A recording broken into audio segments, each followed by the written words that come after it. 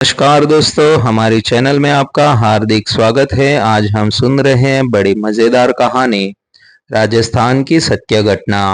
राजस्थान के एक छोटे कस्बे में रामलाल का परिवार रहता था।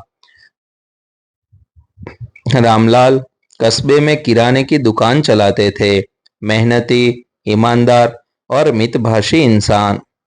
पत्नी कमला देवी धार्मिक, संस्कारवान औरत थी। उनके दो बच्चे थे, बड़ा बेटा रवि और छोटी बेटी रानी। रानी का जन्म पूरे घर के लिए सौभाग्य लेकर आया था। जन्म के समय दादी ने कहा था, ये लड़की घर का नाम रोशन करेगी। बचपन से ही रानी चंचल, हंसमुख और जिज्ञासु स्वभाव की थी। जब रानी खिलौने में रम जाता, तब रानी मिट्टी पर लड़की से आकार प्रकार बनाकर पूछती, माँ ये क्यों होता है? सूरज लाल क्यों होता है? आसमान नीला क्यों है?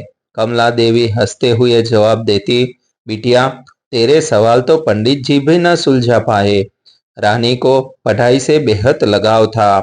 गांव के सरकारी स्कूल में जाते ही उसने अपनी काबिलियत दिखा दी। पहली ही कक्षा में उसकी कॉपियां सबसे साफ सुथरी और अंक सबसे अच्छे आते। शिक्षक भी कहते, रानी अगर आगे पढ़े तो एक दिन कलेक्टर भी बन सकती है। लेकिन गांव के माहौल में लड़कियों की पढ़ाई पर उतना जोर नहीं था। लोग कहते, लड़कियां 4 क्लास पढ़ ले तो काफी है, आखिर रसोई और चूल्हा चौका ही तो संभालना है। रानी ये बातें सुनती और मन ही मन ठान लेती, मैं खुद को रसोई तक सीमित नहीं करूंगी, मैं अपनी शर्तों पर जीऊंगी। रानी अब 16-17 साल की हो चुकी थी। उसकी लंबी कद काठी, गोरा रंग और बड़ी बड़ी आंखें सबको आकर्षित करती थी। लेकिन केवल रूप ही नहीं, उसकी बुद्धि और तेज तरार स्वभाव भी पूरे कस्बे में चर्चा का विषय बनने लगे थे। वह स्कूल में हमेशा अव्वल आती। जब भी कस्बे में किसी प्रतियोगिता का आयोजन होता, रानी उसमें हिस्सा लेती और इनाम जीतकर लाती। घर की दीवार पर लगे उसके प्रमाण पत्रों और ट्रॉफियों को देखकर रामलाल का सीना चौड़ा हो जाता। लेकिन जैसे जैसे उम्र बढ़ी, वैसे वैसे लोगों की नजरें बदलने लगी। अब लोग कहते, रानी पढ़ाई में अच्छी है, पर अब शादी की उम्र हो रही है। ज्यादा पढ़ाई लिखाई लड़कियों के लिए ठीक नहीं। कमला देवी को भी रिश्तेदार ताने देने लगे, बहन लड़की जवान हो गई है, अब तो जल्दी ही रिश्ता देखना चाहिए। कमला देवी कभी मुस्कुरा देती, कभी चुप हो जाती। लेकिन जब ये बातें रानी ने सुनी तो उसके मन में विद्रोह की लहर उठी। उसने एक दिन माँ से पूछा, माँ सब लोग क्यों कहते हैं कि लड़कियों की पढ़ाई ज्यादा नहीं होनी चाहिए? कमला देवी ने धीरे से कहा, बिटिया समाज की यही सोच है। लड़की का असली घर तो ससुराल माना जाता है, वहीं जाकर उसे अपना जीवन बिताना होता है। रानी ने दृढ़ स्वर में कहा, माँ मैं शादी से इनकार नहीं कर रही, लेकिन शादी तभी करूंगी जब मेरी शर्तें पूरी होंगी। कमला देवी चौंक गई, शर्तें? बेटी बहुएं शर्तें नहीं रखती, वे तो परिवार की परंपरा निभाती है। रानी की आंखों में आग थी। नहीं माँ, अगर लड़की शर्त नहीं रखेगी तो जिंदगी भर समझौते करने पड़ेंगे, और मैं समझौते से नहीं, आत्मसम्मान से जीना चाहती हूँ। यह बात सुनकर कमला देवी का मन दुविधा में पड़ गया। एक और बेटी का साहस था, दूसरी और समाज की चिंता। धीरे धीरे यह बात पूरे कस्बे में फैल गई कि रानी ने कहा है, मैं अपनी शर्तों पर ही शादी करूंगी। लोग हंसते, ताने मारते, ये लड़की तो अपने बाप का नाम डुबोएगी। अरे बहुएं शर्तें थोड़े ही रखती हैं, बहुएं तो सर झुकाकर घर में आती है। रामलाल के लिए यह सब सुनना आसान नहीं था। दुकान पर लोग पूछते, रामलाल जी सुना है आपकी बेटी ने शादी के लिए शर्तें रखी हैं। रामलाल चुप हो जाते। लेकिन रात को जब घर आते तो रानी की आंखों में जो आत्मविश्वास देखते तो उन्हें गर्व भी होता।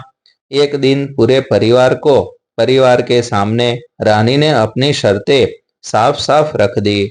शादी के बाद भी मैं पढ़ाई जारी रखूंगी। मुझे नौकरी करने और अपने सपनों को पूरा करने की आज़ादी होगी।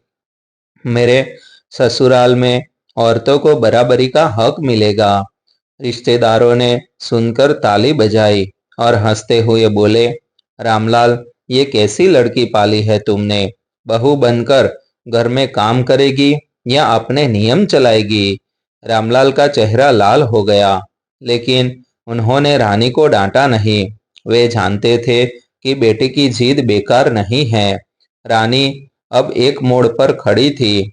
समाज उससे उम्मीद करता था कि वह चुपचाप सिर झुकाकर शादी कर ले, लेकिन उसने अपने मन में ठान लिया था, मेरी जिंदगी मेरी शर्तों पर होगी, वरना शादी नहीं। रानी की पढ़ाई 12वीं कक्षा तक पहुंच चुकी थी। इस बीच उसकी सुंदरता और बुद्धिमत्ता की चर्चा आसपास के गांवों तक फैल गई। कई लोग रामलाल से कहते, भाई, अब तो लड़की जवान हो गई है, पढ़ाई लिखाई बहुत हो गई, अब तो एक अच्छा घर देखकर ब्याह कर दो। रामलाल टालम टोल करते रहे और आखिरकार एक दिन रिश्तेदारों के दबाव में उन्होंने एक रिश्ता देखने की हामी भर दी।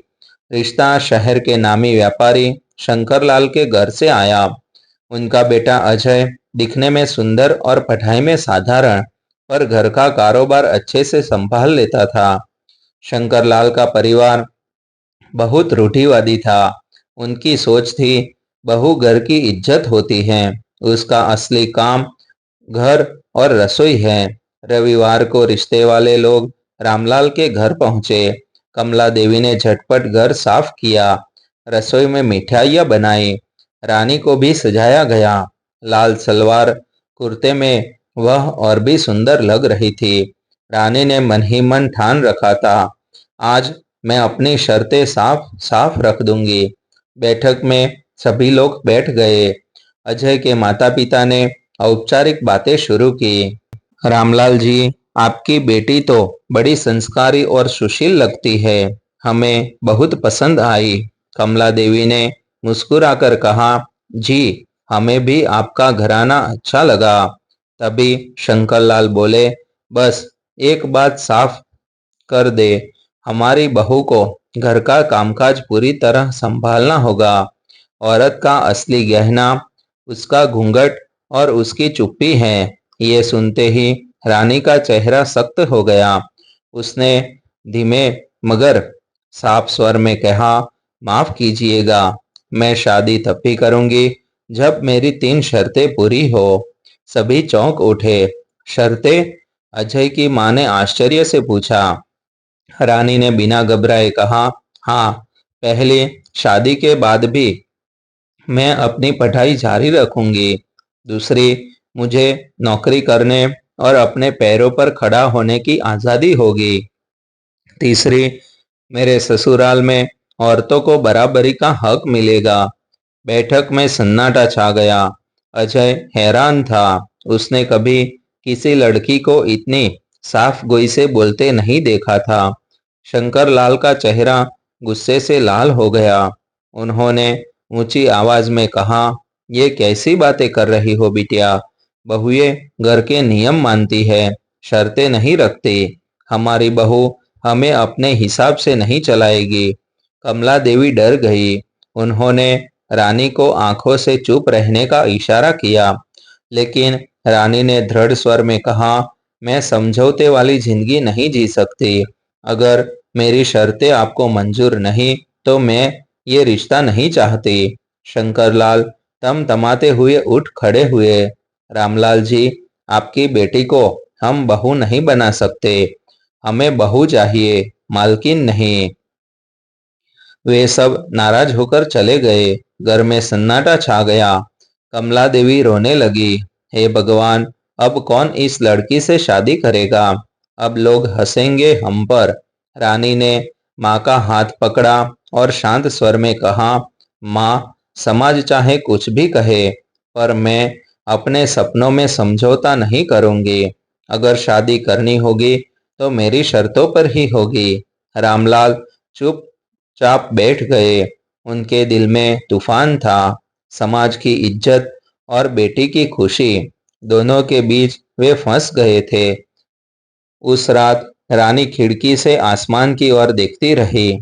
तारे टिमटिमा रहे थे और वह मन ही मन खुद से वादा कर रही थी, मेरा जीवन मेरी शर्तों पर होगा, वरना नहीं, चाहे रास्ता कितना भी कठिन क्यों न हो। उधर अजय को रानी पसंद आ गई थी। उसने अपने माता पिता को समझाया और रानी की शर्तों को करने को कहा। माता पिता अपने बेटे की इच्छा के लिए मान गए। उन्होंने रानी की सब शर्तें स्वीकार कर ली। फिर रानी के माता पिता के साथ बात करके शादी पक्की कर दी। अच्छे मुहूर्त में अजय और रानी भी की शादी हो गई। समय बीत गया। रानी की पढ़ाई पूरी हो चुकी थी। अजय के साथ उसके लिए हमेशा सहारा रहा। उन्होंने विवाह के बाद शहर में रहने और पढ़ाई जारी रखने का पूरा समर्थन किया। ससुराल में शुरू में सब लोग रानी की जिद्दी और आत्मनिर्भर सोच से हैरान थे। सास कहती, बहू, तुम्हें घर के काम का तो कोई ध्यान नहीं, पढ़ाई पढ़ाई। देवरानी जेठानी भी ताने मारती, देखो पढ़ी लिखी बहू आई है, इसे रसोई में कुछ नहीं आता। रानी चुपचाप सुनती। वह समझती थी कि यह बदलाव समय मांगता है। धीरे धीरे उसने अपनी मेहनत और समझदारी से सभी का दिल जीत लिया। रानी ने ससुराल की औरतों को भी पढ़ाई के लिए प्रोत्साहित किया। शिक्षा सिर्फ डिग्री के लिए नहीं, अपने हक को समझने के लिए भी है। औरत यदि पढ़ेगी तो घर और समाज दोनों बदलेंगे। धीरे धीरे गांव की औरतें औरतें भी उसके पास आने लगी। वह बच्चों को पढ़ाने लगी और महिलाओं को बुनियादी शिक्षा देती। छोटे छोटे समूह में उसकी कक्षा लग गई। समाज में बदलाव कुछ सालों में गांव में एक नई सोच आई। लोग अब कहते, अगर रानी जैसी बहू होती तो हम भी अपनी बेटियों को पढ़ाने की सोचते। रानी ने न केवल अपने परिवार का गौरव बढ़ाया, बल्कि पूरे कस्बे में एक मिसाल कायम की। रामलाल और कमला देवी गर्व से कहते, हमारी बेटी ने दिखा दिया कि सही मार्ग और आत्मविश्वास से हर बाधा पार की जा सकती है। उसने सिर्फ अपना नहीं, पूरे समाज का मान बढ़ाया। अजय भी गर्व से कहते, रानी, तुम सिर्फ मेरी पत्नी नहीं, बल्कि पूरी पीढ़ी के लिए प्रेरणा बन गई हो। रानी का अंतिम संदेश।